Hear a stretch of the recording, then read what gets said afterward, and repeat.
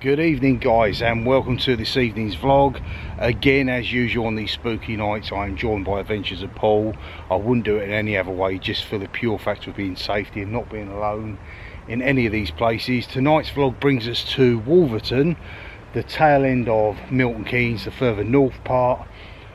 You have in the background to me here this rather magnificent, almost Gothic inspired church, the Church of St George's the Martyr. We're here, the story will take from here. We'll go on to the Queen Vic, which is believed to be haunted on the first floor. I'll go into that story. We'll make our way to the secret garden just to have a look around, because it's got spooky vibes at night. There is a second ghost that's supposed to frequent around a train station. I'll go to the story of how that come about with a really horrific accident that happened. And from there we'll make our way to Old Wolverton, to another church. I'm not sure off the top of my head what that one's called. It'll come to me later on anyway. And there's an old medieval village behind there, and there's tales of cryptids, etc. If anyone back in the day heard of it, not so much news nowadays, sort of springs up now and again, the beast of Milton Keynes, etc. Supposed to have been seen in that area, but back as early as maybe September this year, someone who's believed to be an expert on animals, etc., wildlife, believes they come to a conclusion of what it could have been. So we'll tell you that story as well. So anyway, let's go and do this, guys.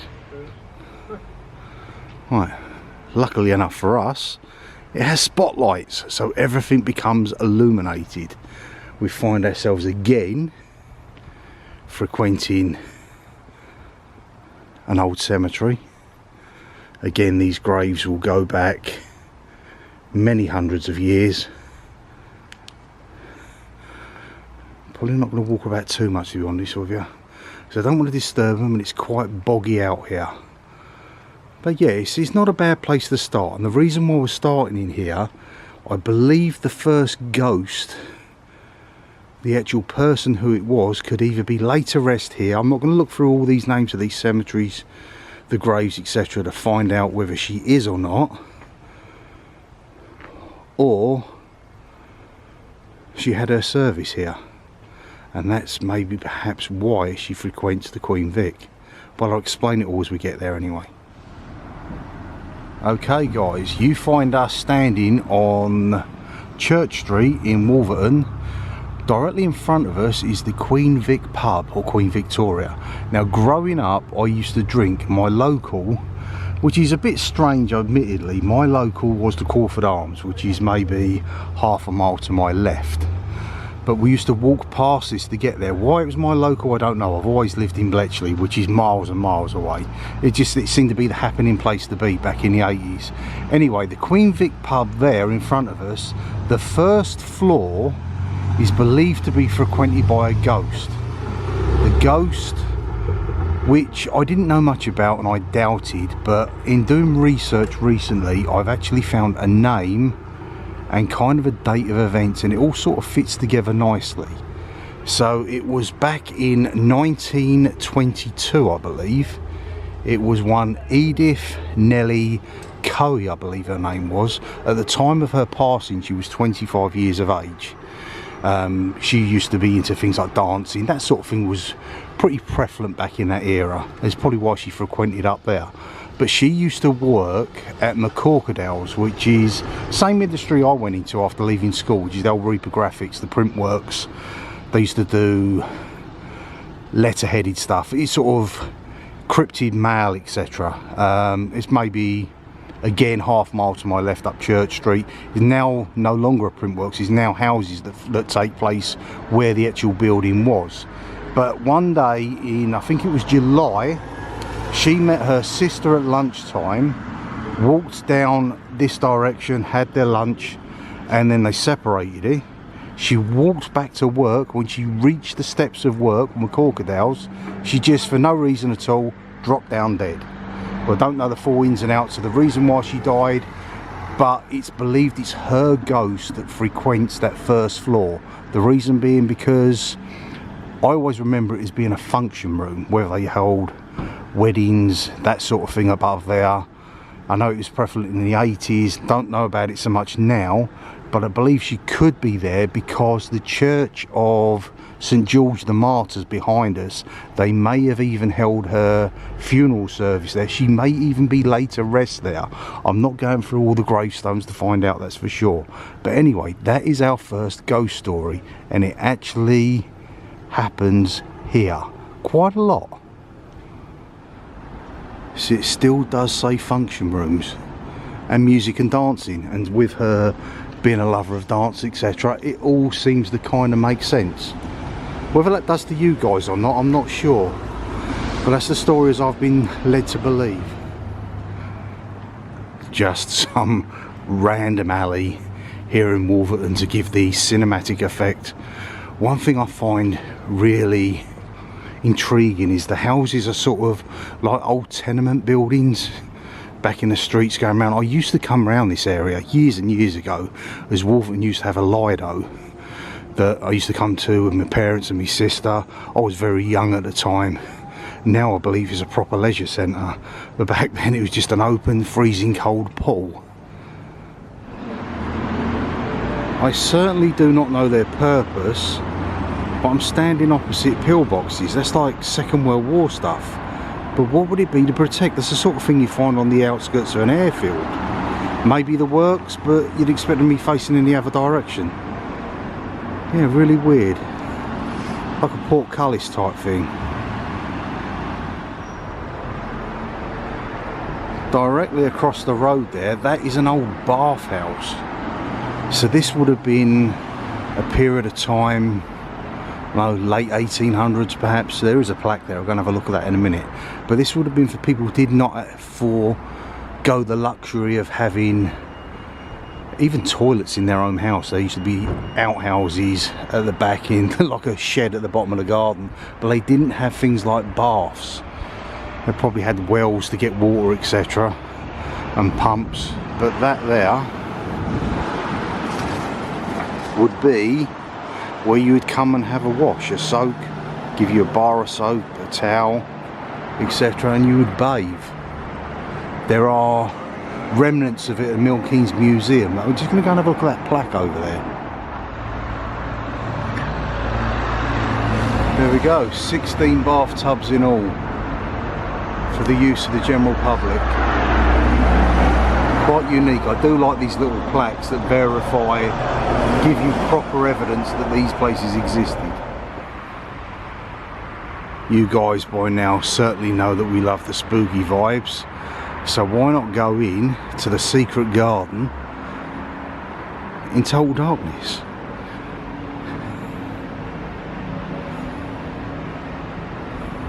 I think there was old houses that used to stand on the property there. Yeah, it says there scullery, kitchen, etc. And there is some old earthworks of that still remain, but the rest of it is like it's like a little wooded area, heavily influenced and worked on by one Bill Billings. Now Bill Billings was Milton Keynes' answer to Banksy back in the day. Famous for reincarnation of the concrete cows. There is an absolutely fabulous mural about a quarter of a mile off to my right that he also did. And sorry if this is a bit blurry, it's got to get time to focus. And he's done things like the Triceratops, well renowned, well certainly UK renowned and Milton Keynes based. Next to that, not many people know about, there's a little bunny that runs adjacent to that. He also had some influence with the T-Rex that was on the Lakes Estate, which is now moved, still on the Lakes Estate, but no longer by the school, it's at the old wreck. These statues here, I know he had something to do with these. There's like two characters watching basically what would have been, I guess back in the day, supposedly a TV. There we go, Bill Billings. Tell you what, if you walk down here at night in the dark, didn't have a torch with you, that'd freak you out, not knowing what was going on here. But this is the sort of work he did. Highly skilled with paint and sculpting, etc. You'll probably find that is maybe chicken wire with concrete laid over it. Very, very clever man. And I always thought, yeah, look, see like the buttons there, it's like he's got a TV there. And he was helped by the students of Radcliffe School. And it's like this little sinister thicket, little wooded area. If we follow it through, it will take us to where his mural is. Plenty of basically just strange arrays of rocks laying around. I want to make it quite picturesque and pretty during the day, but pretty spooky at night. Right there we have the Grand Union Canal, and then you have the train line adjacent to that. But I can get over there, I should be able to get up to the mural. I'm not going to do the full length of it. Got a train coming now.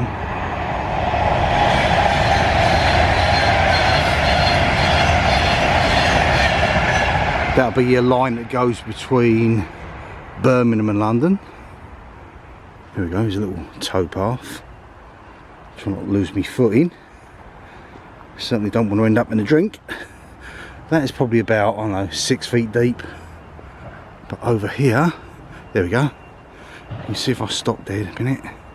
That's the start of the mural. What was that? Did you see that then?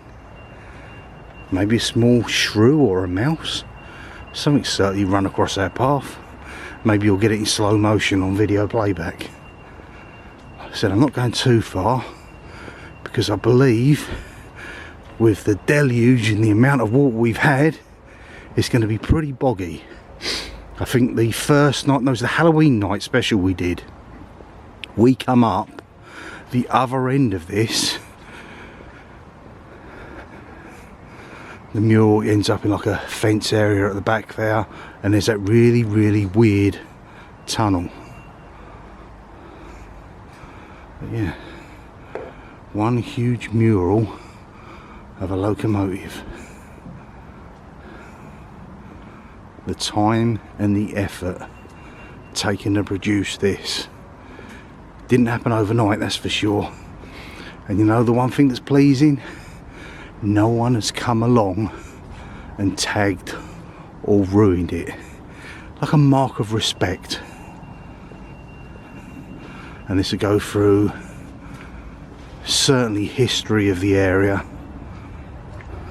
things that have happened.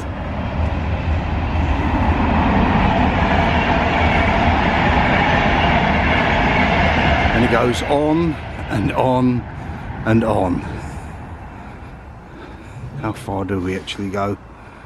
There we go. Actually, yeah, this just for the sake of doing it, to pay our respect to Bill, the great man that he was. Let's at least honour him and respect him by doing the full length of his mural. We can't be fairer than that, really. I said all the time, keeping one eye to the left so I don't make a wrong step and get rather wet.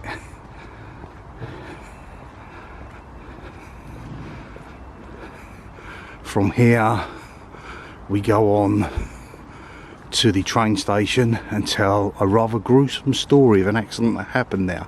A very slow speed accident.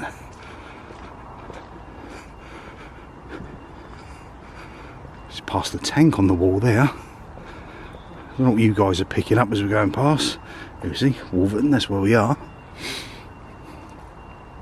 Probably get a much better view if you were standing on that bank over there. But that's a heck of a long way to walk to get on that side of it.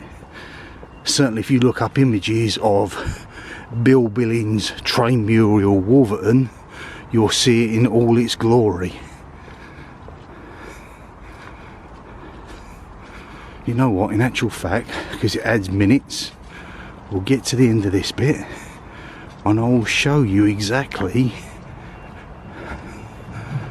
where our video ended a couple of weeks back with a spooky tunnel.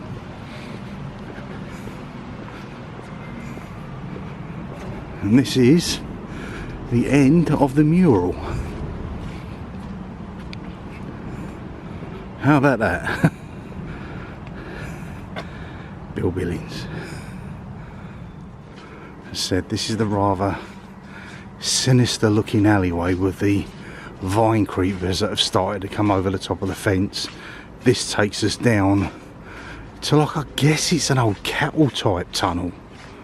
There's a few of these, more predominantly around the Cosgrove area, which have been painted up. I think Iron Trunk, the Aqua Bridge, that's got a couple as well. But the ones in Cosgrove have actually got horseshoe painted on them. But this all just goes back to the period in time. You see, as the old vine creepers creeping over now, where it was more cattle and horse drawn and steam engines. Look at that, nature taking over. And this just comes up here, turns the corner, and I bet it's flooded. Remember this, guys? It's a bridge we come through a couple of weeks ago. You can see it's not that bad. We'll go through it. Try not to fall arse over tit. Bit slippy. Watch your footing, Paul, it's damp. You giving it a miss? Yeah. Yeah, I don't think I'll go that. That is a good 2 foot deep there. I won't go any further there, but that's where it comes out. Pretty cool. Anyway, let's get back to our video and our stories for the evening. There we go. We talk about creatures and what have you. Look at that. Spooked the life out of me. It's come from out of nowhere. Just thought I'd show you, as we're in this area, their secret garden. They kept the original footings, the earthworks, etc. Parts of the original house still intact, instead of just totally demolishing it, just to give it that unique effect. It's actually quite cool and fitting that they've done that. They had no reason to do that, but it's just, see, look, you've got old floor, mosaic and mural. You can continue up the side there, up the under the bridge, but it's very, very slippy. I've been there during the summer in the daytime, and it wasn't even worth trying then. So I certainly won't do it in the early days of winter. I'll fall over, hurt myself, damage the camera. But yeah, just thought this adds something to it. It's just the fact that you're walking around somewhere that's quite spooky itself at night. Other people think, oh, a bit wishy-washy, but there you go. You can't please all. As I said, we'll make our way to the platform, Wolverton train station as it is now, and tell a story of a good, well over 150 years ago this tragic accident occurred. Pretty gruesome. Right, catching a bit, guys. Just adding this area because it's got them beautiful old, apart from the lift of course, Edwardian vibes. Regenerated. This was all once part of the magnificent Wolverton works. If I turn around and look, it looks like more like a motel around here now, where people actually live. Yeah, they're more like motels than they are actually houses, but this is what they've done. They knocked down a lot of Wolverton works and put up these prefabs, and people now live here. You might actually have a view, if we're lucky of course. There's some sort of, I don't think that's some like Greg Rutherford or something. It's just all this, if I focus to actually use the camera, not the camera, the torch, silly arse. If if you see that, that is all made of old tracks and bits of ironworks. He's even holding a little train there. And here we have a bridge that goes out over the Grand Union Canal, and to our left you could see what remains of Wolverton Works. It is pretty much shabby and run down. See where the smoke's coming from, that's old Wolverton. But that area there, the other side of that would be Wolverton Works, and it's pretty much a mess. Right, we are standing adjacent to an urbexer's dream. That is what remains of the old Wolverton Works. It goes on for maybe, I don't know, 400 metres. There's still works going on in more modern buildings to the side of it, but this is the original, going back to this time of your steam locomotives, and the roof has fallen in. There's bits and pieces everywhere. I dare say people have probably got in there, but this is one of them places as an urbexer you probably wouldn't want to go, because you can still get arrested for trespass on the rail. It's not like a civil matter where you just go on a bit of private farmland. They're pretty stringent on it. But we thought we'd show you it anyway.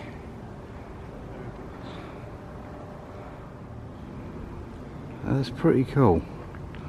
That didn't happen overnight, that's for sure. Look at that, it's an absolute nightmare. If you're worried about the old birds, Hitchcock would be proud. Look at that lot. Forget your modern day trains, this station, platform, etc. It was nothing like this at all when our tale time was set. I believe today is the 5th of December 2023. Our incident occurred on the 7th of December 1866. That's 157 years ago in 2 days time. It was actually a porter for the London and North Western Railway Company who met his end quite gruesomely. And there's a corner point, probably see where you see them green lights up there, maybe another couple of 100 metres up there. The trains would then turn and go back down towards the works if they're having works done to them. And this porter was riding the steps on, it was engine number 1047. It was going very, very slow, not even 10 mile an hour, perhaps 5 mile an hour. And as it banked around the corner, the train collided with carriages of another train, and the poor porter was disemboweled. Basically his intestines, his stomach and everything, he was squashed between the two of them, and everything, all his insides ended up across the track. Just had to wait for the train to go past then. And it's his ghost that frequents this station. Not that many people see it now because it's changed so much, and the actual Wolverton Works themselves, the area you just see us walk along the towpath, all this area, even the old football ground, we didn't get a chance to really see that because it's been remodelled. It's not what it was, but the oldest roofed football ground in the world actually resides approximately 200-300 metres over there, but it's reconstructed. The council, the daft buggers, tore it down. Something that's significant. But his ghost is supposed to stay around that area too, all of this area in fact. And as with other things, it's documented, it's true, it happened. The ghostly apparitions, that's for you to make your own mind up. All I can do is present you with the factual evidence that I have read up online. This come from a coroner's report, and turn around and explain the incident, where it happened, what date it happened, who the guy was. He didn't say his name, he just said he was a porter. There are other names, etc. that come up. There's a Mr. Robinson. I think the guy, his name, I mean, you could turn around and make of this what you will. His name was Smith, but how many people's name's Smith? But he was a porter, and he met his demise here in the most gruesomest of fashions. And anyway, let's make our way to the final destination of tonight. Talk about a medieval village that's no longer with us, an old castle ruins, or the foundations of that, and a cryptid, the creature, the infamous beast of Milton Keynes.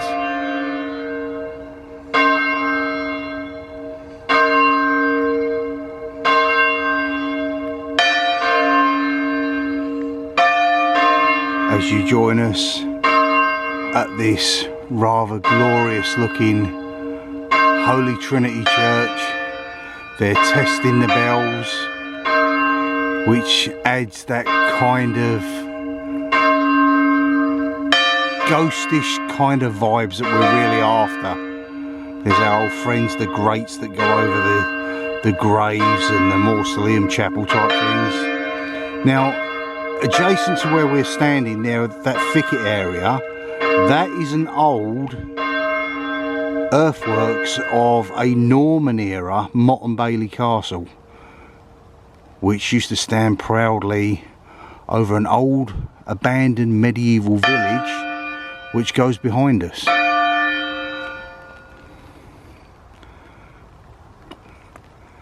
And we find ourselves yet again in another cemetery amongst the graves.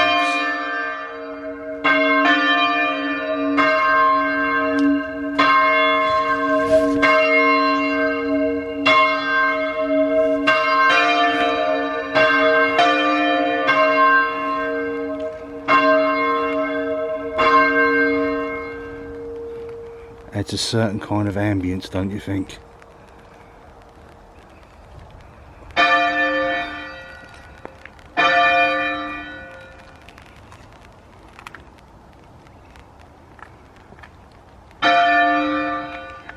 It is a rather large structure, that's for sure.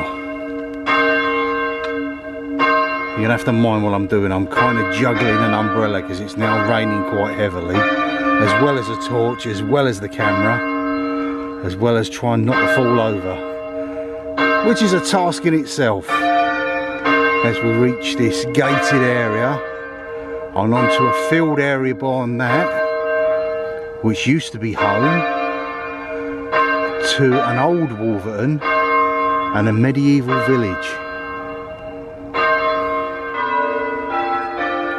Honestly guys, I must be seriously crazy to be actually out here doing this kind of thing again. But here, this is an area which used to house an old medieval village that predates Wolverton and Milton Keynes itself. Nobody quite knows what happened to all the people. They all vanished. Probably the era we're talking about, I would imagine it would have been the Black Death or bubonic plague that wiped them out. But it's quite peaceful and tranquil now. It's actually a grazing area. But the significance of where we are now is, I've spoken before about what we call cryptids. Creatures that are not supposed to exist, or there is very little evidence in existence. And where we actually find ourselves now was where several sightings of one beast of Milton Keynes have happened. Now, as usual, people will just generally laugh it off. The beast of Milton Keynes is very much synonymous with the likes of the beast of Bodmin Moor. They reckon it's like a black panther cat type creature.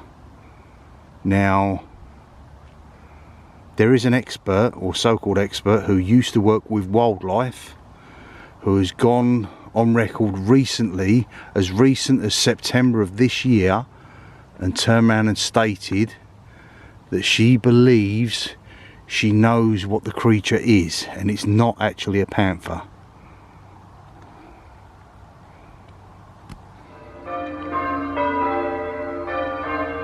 Them bells kind of get to you in the end.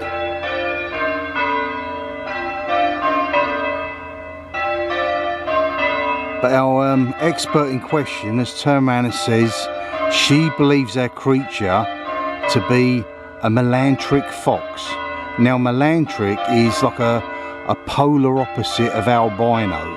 So an albino has got no pigment coloration at all. So you see its pink red eyes, which is basically a reflection off the back, its blood cells behind itself, but it has no pigment. Melantric means polar opposite. It's very, very dark pigment, almost black. Now she's saying that it's probably a melantric fox, which I've stood probably within 2 or 3 feet of an urban fox.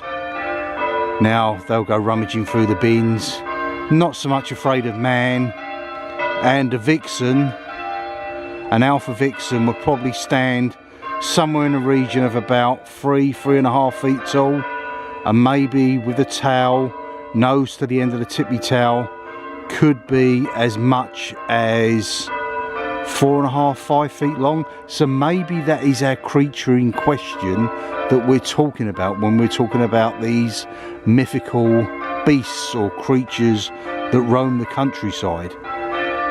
My father, of course, turned around and said that he come face to face with a beast of Milton Keynes, which he said this happened up, which is now a golf course, Wolverton Golf Course. It was up in Brick Hill Woods back in the late 90s.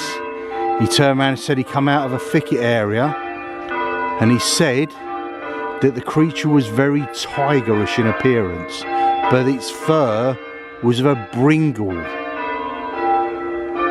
Now brindle is more associated with dog. So did my dad actually encounter a dog man? Now that certainly sends shivers up my spine, especially after my video last week and people putting me in touch with dogmen experts, which I knew actually nothing about. I didn't even know of their existence of, say, a week ago. Again, mythical tales of man, dog-like creatures, but then you look over there and there is something walking over there. Oh, now we've got torchlight, so it's actually human, that is, but it just shows you your mind can play tricks on you. Total darkness, and something comes out of the mist across these areas.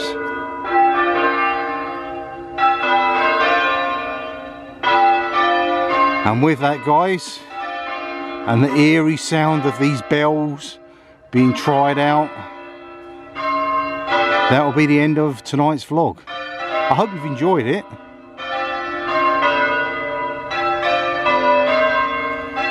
Anyway, guys, from myself and Adventures of Paul and the bells that are doing my nutting now, thank you so much for watching. This channel is pretty much nothing without reviewers. We've had a good time. Hard to put it across when the weather's lashing down on you. But I've given you 2 ghost stories, which are actual occurrences. The evidence is out there, as usual, on the likes of Google. Just enter the information, crashes at maybe Wolverton, the girl who died outside the crocodiles, the beast of Milton Keynes, believe it or not. You get sightings every sort of, maybe a decade or so. You'll have a few lucid ones. People say they've spotted a creature, etc. Then it dies a death for another decade and recycles itself. But we've enjoyed it. We enjoy bringing you the content. I'll have to look into further whether my father did actually encounter a dog man, but we'll leave that for another day because it spooks the heck out of me. And with that, guys, thank you so much for watching. Don't know what I'm doing at the weekend yet. It'll be something of interest, I'm sure. We'll be out again doing some more spooky adventures next Tuesday night, come rain or shine. Well, it won't be shine because it'll be dark. So thanks for watching. Enjoy the rest of your week. We'll see you in the movies. Bye for now. Bye for now. Bye.